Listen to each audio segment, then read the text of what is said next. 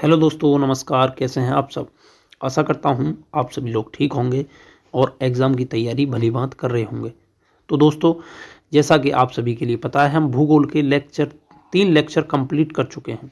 और अगर हम तीनों लेक्चर की बात करें तो हमारा जो जो चैप्टर नंबर 1 था वो भूगोल का, वो कंप्लीट हो चुका है।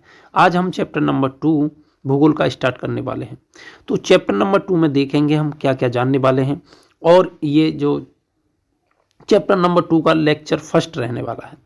तो अगर इस चैप्टर नंबर 2 की बात करें तो इसमें हम जानेंगे भारत का भौतिक विभाजन। इसमें हम भारत के भौतिक विभाजन की बात करेंगे। भौतिक विभाजन की अगर हम बात करें तो इसमें मेन रूप से रहता है भारत का मैदानी क्षेत्र, भारत का पर्वतीय क्षेत्र, भारत का पठारी क्षेत्र और भारत के तटवर्ती मैदान और द्वीप समूह। साथ ही साथ अगर इस चैप्टर में बात करें तो इसमें हम पढ़ने वाले हैं जो हिमालय क्षेत्र में जितने ग्लेशियर हैं, जो दर्रे हैं, उनको भी इसमें पढ़ने वाले हैं। तो आज का जो लेक्चर है वो मेन रूप से रहने वाला है हमारा हिमालय की उत्पत्ति को लेकर के। तो सबसे पहले हम बात करेंगे हिमालय की उत्पत्ति कैसे हुई, किस प्रकार से इतना बड़ा हिमालय खड़ा हो गया, कोई पर्वत कैसे बनता है, उस पर आज बात करने वाले हैं। तो आइए चलते हैं। तो अगर यहाँ से हम बात करें तो अगर भारत की बात करें तो भारत में विभिन्न स्थलाकृतियाँ, ठीक है ना, भारत में विभिन्न स्थलाकृतियाँ पाई जाती हैं, ठीक है ना। अगर भारत की बात करें तो भारत एक विभिन्न स्थलाकृतियों वाला एक विशाल देश है। यहाँ विभिन्न प्रकार की भू आकृतियाँ पाई जाती हैं। तो ये भू आकृतियों को हम देखने वाले हैं, कौन कौन सी भू आकृतियाँ पाई जाती हैं। अगर हम एग्जाम की बात करें तो यहाँ से एक प्रश्न पुटअप होता है कि भारत के कितने भाग पर पर्वत हैं, कितने भाग पर पठार हैं और कितने भाग पर पर्वतीय क्षेत्र हैं, ठीक है ना।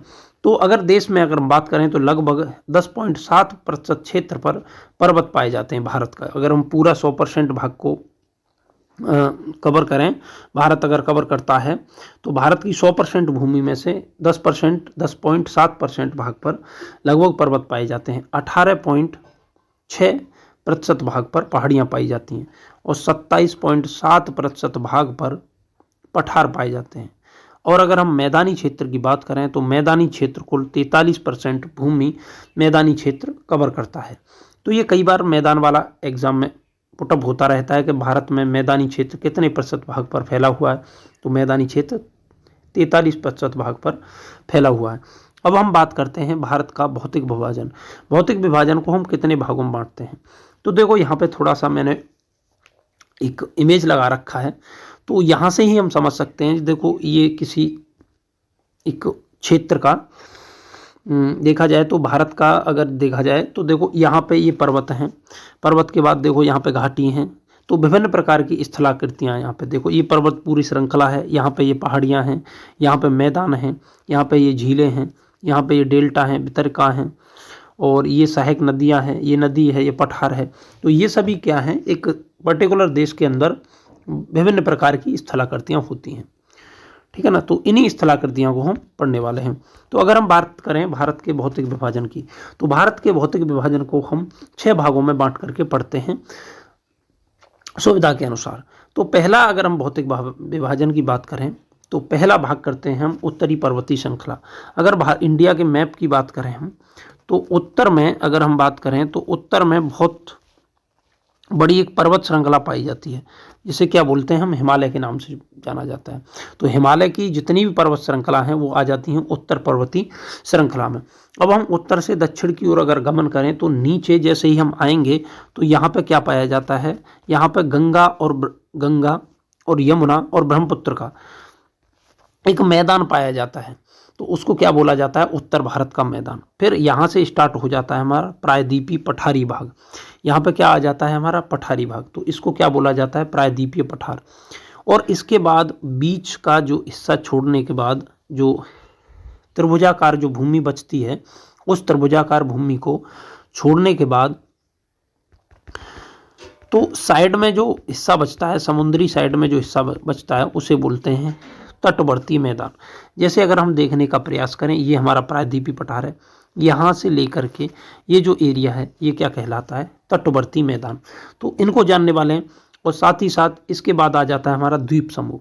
तो द्वीप समूह, भारत के कितने द्वीप समूह हैं, पश्चिम में कौन से द्वीप पाए जाते हैं और पूर्वी साइड में कौन से द्वीप पाए जाते हैं। इसके बाद आ जाता है हमारा भारतीय मरुस्थल, जो कि भारत के पश्चिमी क्षेत्र में पाया जाता है। तो इन सभी के बारे में हम जानेंगे। तो सबसे पहले हम बात करेंगे आज उत्तर पर्वतीय श्रृंखला, ठीक है ना। उत्तरी पर्वतीय श्रृंखला में क्या आ जाता है, हमारा हिमालय और उसकी विभिन्न सारी चोटियां, जो एग्जाम में प्रश्न बनते हैं उन सभी को हम जानेंगे। तो सबसे पहले हम चलते हैं, आज बात करेंगे हम हिमालय। तो उत्तर पर्वतीय श्रृंखला में क्या आ जाता है, हमारा हिमालय आ जाता है। तो आज हम हिमालय की उत्पत्ति की बात करते हैं।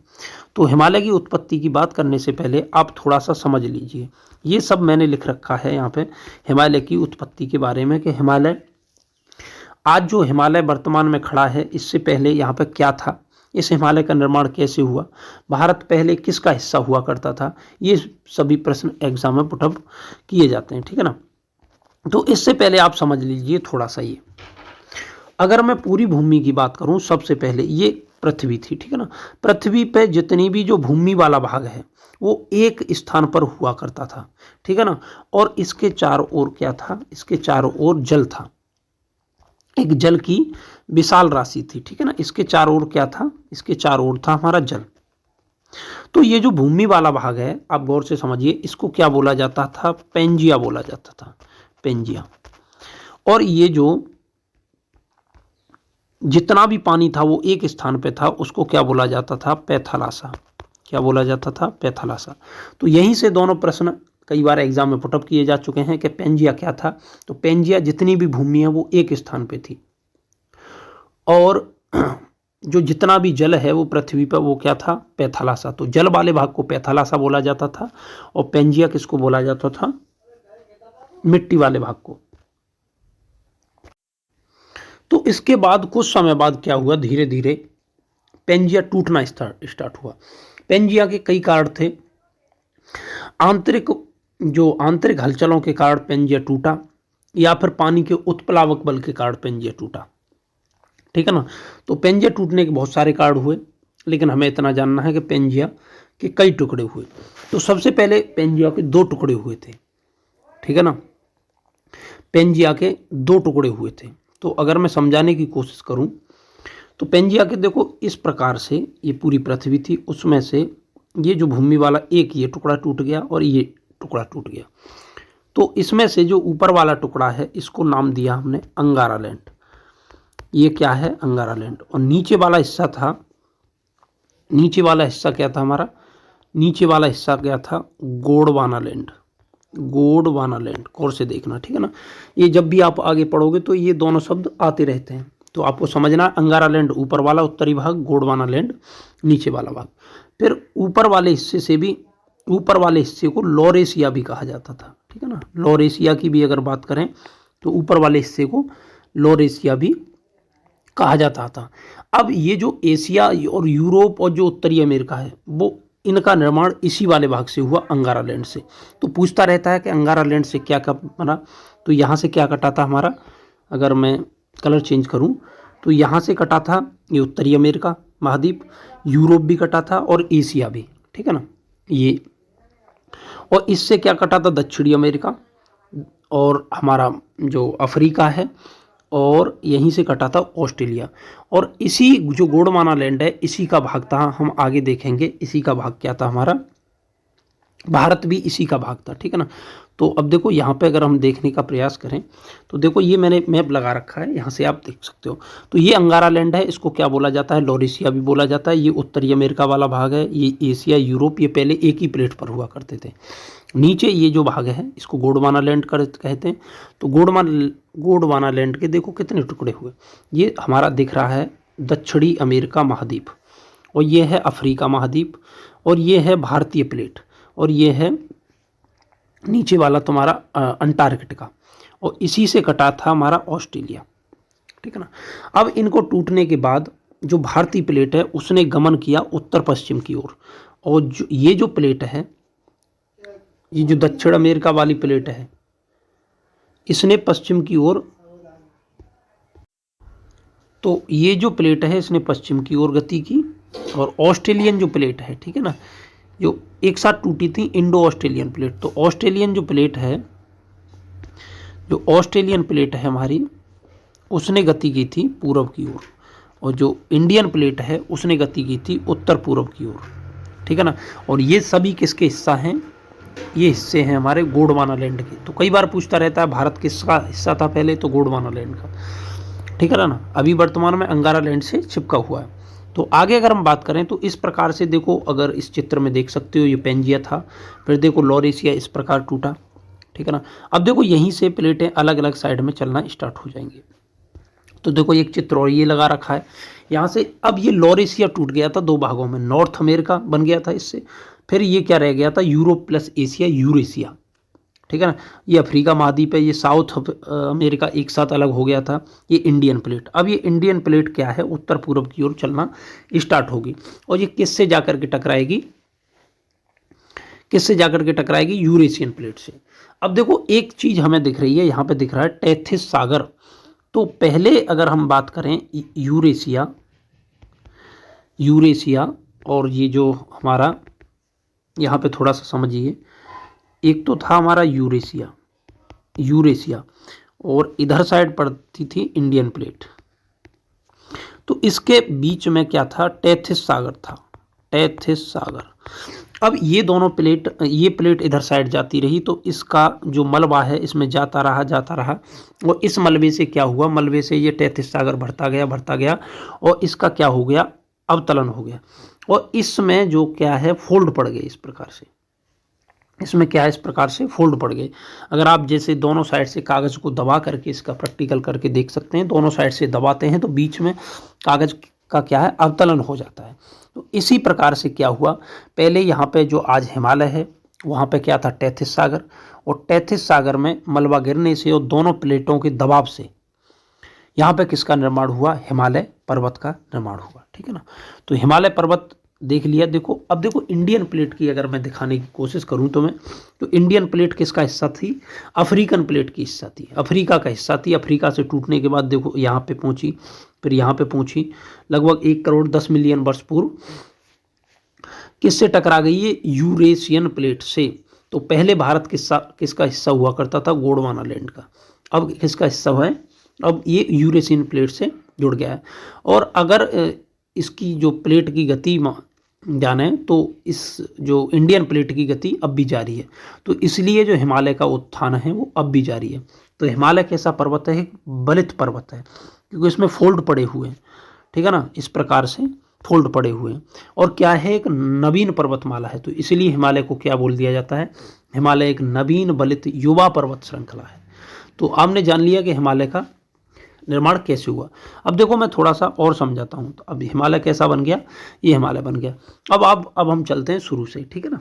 तो अब आपको समझने में कठिनाई नहीं होगी कि गोंडवाना लैंड क्या था और अंगारा लैंड क्या था, और किस किस प्रकार से महाद्वीपों का निर्माण भी हुआ, ये एक शॉर्ट रूप में हमने देख लिया, ठीक है ना। अगर मैं बीच में यहाँ पे गोंडवाना लैंड, अंगारा लैंड बोलता तो आप नहीं समझ पाते। तो अब चलते हैं, देखो यहाँ पे। तो अगर मैं हिमालय की उत्पत्ति की बात करूं तो हिमालय की उत्पत्ति की व्याख्या कोबर के भूसन्नति सिद्धांत, कोबर ने एक भूसन्नति सिद्धांत दिया, और प्लेट विवर्तन की सिद्धांत के द्वारा की जाती है। ये दोनों सिद्धांत हिमालय की उत्पत्ति में काफ़ी ज़्यादा उपयोगी हुए। पहले भारतीय प्लेट, इस पर स्थित भारतीय भूखंड किसका हिस्सा था, गोंडवाना लैंड का हिस्सा था, ठीक है ना। किसका हिस्सा था, गोंडवाना लैंड का। काफ़ी एग्जाम में कई बार पूछा जा चुका है, ठीक है ना। और ये अफ्रीका से सटा हुआ था। इसके विभाजन के बाद भारतीय प्लेट की गति परिणाम स्वरूप भारतीय प्रायद्वीपीय पठार का भूखंड उत्तर की ओर चला। तो सबसे पहले ये उत्तर की ओर चला था, फिर इसकी गति हो गई थी उत्तर पूर्व की ओर, ठीक है ना। इसके बाद हम थोड़ा सा और देखें तो ये देखो मैंने दिखा रखा है किस प्रकार से चला, ये हमने समझ ही रखा है। अब देखो कोबर की भूसन्नति के अनुसार आज से 7 करोड़ वर्ष पूर्व हिमालय के स्थान पर क्या था, टेथिस सागर या टेथिस भूसन्नति थी। तो ये एग्जाम में कई बार पूछ चुका है कि हिमालय के स्थान पर पहले क्या था, तो हिमालय के स्थान पर क्या था, टेथिस सागर था, जो अंगारा लैंड को दक्षिण के गोंडवाना लैंड से अलग करता था। अंगारा लैंड भी समझ गए, गोंडवाना लैंड भी समझ गए। इन दोनों के अवसाद टेथिस भूसन्नति में जमा होते रहे, ठीक है ना। अवसादों का क्रम से अवतलन होता गया, ऊपर को उठते गए। इसके परिणाम स्वरूप दोनों भूमियों में दबाव जनित भू संचलन उत्पन्न हुआ, प्रेशर पड़ा जिससे क्या है, दबाव उत्पन्न हुआ, और जिनसे कुनलुन श्रेणी, हिमालय, काराकोरम श्रेणियों का निर्माण हुआ। तो ये श्रेणी, हिमालय श्रेणी, काराकोरम श्रेणी, कुनलुन श्रेणी, और इन सभी जो श्रेणियाँ देखते हैं, इन सब का निर्माण किससे हुआ है, इसी से हुआ है, ठीक है ना। अब अगर हम बात करें तो भारत एक नवीन बलित युवा पर्वत श्रृंखला है। भारत एक कैसी श्रृंखला है, नवीन बलित युवा पर्वत श्रृंखला है। अब यहाँ से एक प्रश्न और पूछता है, इसका बात डिटेल में भी देखेंगे हम। इसका निर्माण उत्तर से दक्षिण की ओर हुआ। अगर हम देखें यहाँ से, ये लद्दाख काराकोरम श्रेणी आ जाती है, फिर लद्दाख श्रेणी, फिर जोस्कस श्रेणी, फिर हमारा बृहद हिमालय, फिर ये आ जाता है लघु हिमालय, ये मध्य हिमालय और लघु हिमालय। अब देखो यहाँ से समझो, इधर पड़ता है हमारा काराकोरम, भारत में अगर बात करें ये काराकोरम, फिर लद्दाख श्रेणी, फिर जोस्कर श्रेणी, ठीक है ना। उसके बाद आ जाता है बृहद हिमालय, इसके बाद आ जाता है फिर मध्य हिमालय, फिर लघु हिमालय। तो सबसे पहले कौन सी श्रेणी बनी, काराकोरम श्रेणी, उसके बाद लद्दाख श्रेणी, फिर बृहद हिमालय, फिर मध्य हिमालय, फिर लघु हिमालय। तो अभी अगर पूछता है, यहाँ से प्रश्न पूछता रहता है, जो ये वाली श्रेणी है इसको शिवालिक हिमालय भी बोला जाता है, तो पूछता है इसमें सबसे बाद में किसका निर्माण हुआ, तो शिवालिक हिमालय का निर्माण सबसे बाद में हुआ। अगर हम बात करें तो इसका निर्माण अभी भी जारी है, क्योंकि अगर देखा जाए तो पहले 8,400 जो चोटी की जो लंबाई है अब हो गई है तुम्हारी 8,850, ठीक है ना, और पहले कितनी थी 8,848 मीटर। तो 2 मीटर का इसमें उत्थान हुआ है।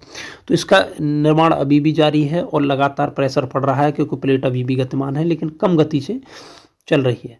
तो इस प्रकार हिमालय का उत्थान अभी भी जारी है।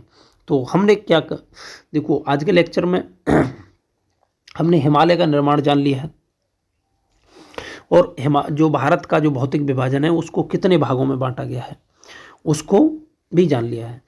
तो आशा करता हूँ लेक्चर काफ़ी आपको पसंद आएगा। अगर आपको हमारा लेक्चर पसंद आता है तो वीडियो को लाइक करें, अगर चैनल पर नए हैं तो चैनल को सब्सक्राइब करें, और मिलते हैं नेक्स्ट लेक्चर में।